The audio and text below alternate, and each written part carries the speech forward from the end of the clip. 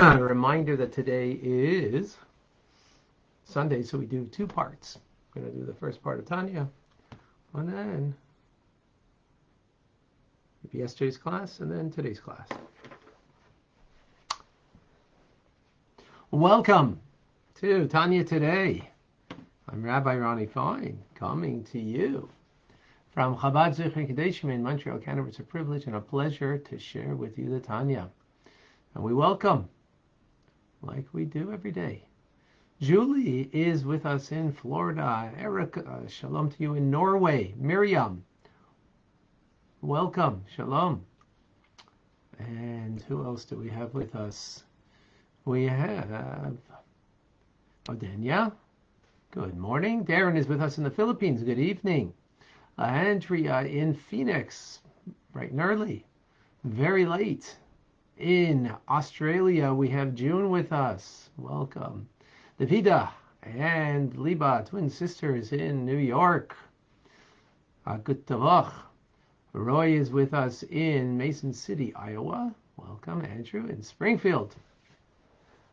All right. Betty, welcome. Pamela in Virginia is with us. Rusty in Texas. Katie, also in Texas. All right. Eugenia in Calgary. Snow-covered Calgary. We got the snow was removed here in Montreal. It rained yesterday. No more snow. But I'm sure it's coming. Robert in Bellflower, California. Shavua Tov. Welcome. Michelle, welcome. And Barbara from Texas. And Tim is also from Texas. Wow, Texas well represented today. We have John in North Carolina. Shalom. Rivka, all the way in China. Welcome.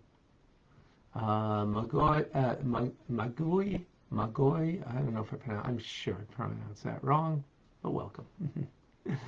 Alea in Florida is with us. Good morning. Heather in Connecticut. Welcome. Marcus in Essling, Germany.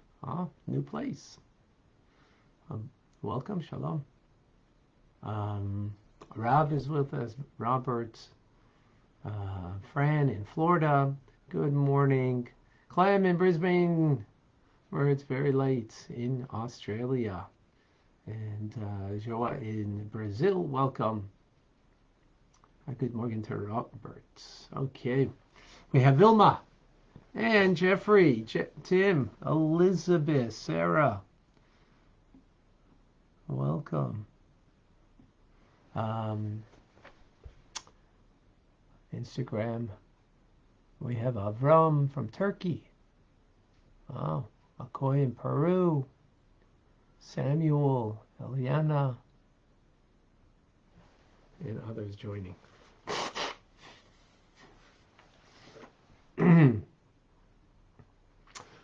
We conclude the sixth chapter. The sixth chapter, the Alter Rebbe divided very simply that which is what we call batel, submits to holiness, gets its vitality from holiness. That which is independent, separate, feeling its own, shall we say, self-importance, is getting it's getting from klipa. It's getting from klipa. Klipa is a shell that covers over on the reality, the true reality. There's nothing else but God. God is the only life force there is. So either we're getting it directly from Him because we are submitted to His holiness, so therefore we're getting it from His holiness. Like a mother who gives food to her children, she's really giving love that's embodied in food. So we're getting it lovingly from God, the vitality, when we submit to His authority, to what He wants, what He needs from me, what He wants from me. The mitzvah of the moment. Like right now, we submit. How are we submitting right now? Because we're putting aside our own ideas to hear the Alter Rebbe's teachings that we should incorporate and become our perspective on life. That's submitting. Now, if one isn't doing that, if one is just like, a Sunday armchair quarterback, making your own decisions, making your own plays, wanting things your way, then that's a different story. Now, what this the Alter Rebbe says, interesting, that's why this world is mainly klipa and sitra acher. In other words, God's holy vitality is not the mainstay of this world. It's not the mainstay of this world. This is why the affairs of this world are severe and evil. And the wicked prevail in it. Because the nature of this world is not to submit to a higher authority, not to submit to what God needs from me, but the nature of this world, the nature of the human condition is that I want to be in control. I want what I want, desire what I desire, lust for what I lust.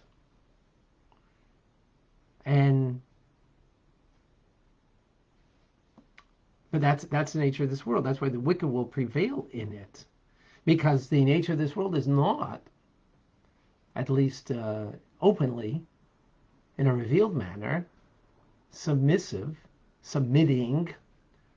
batel, to godliness.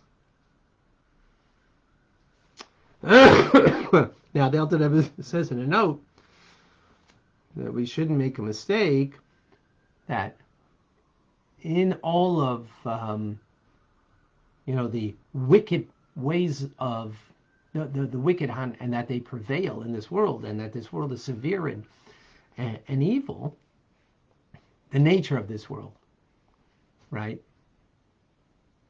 Without our engagement, but I mean, without our godly engagement, that is, not to make a mistake that inside of all of that is the Ein Sof, is God. It's not like he removed himself. It's not like he's not here.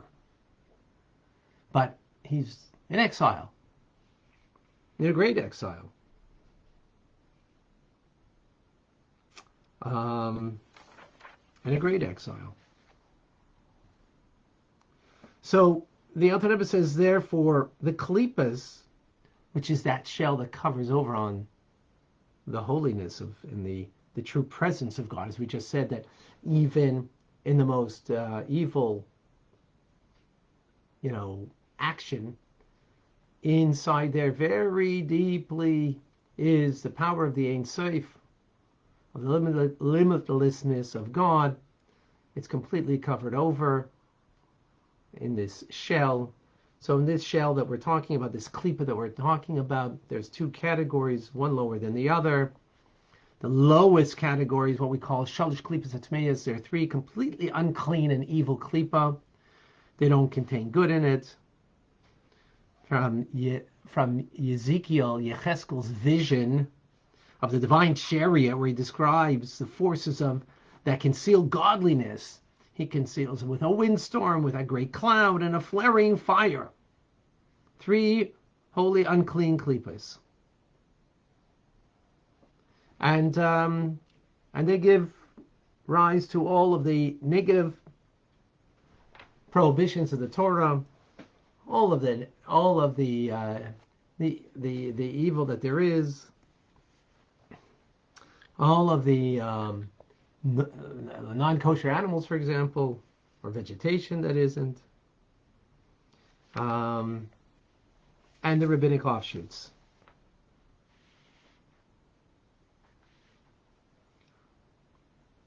And that's the conclusion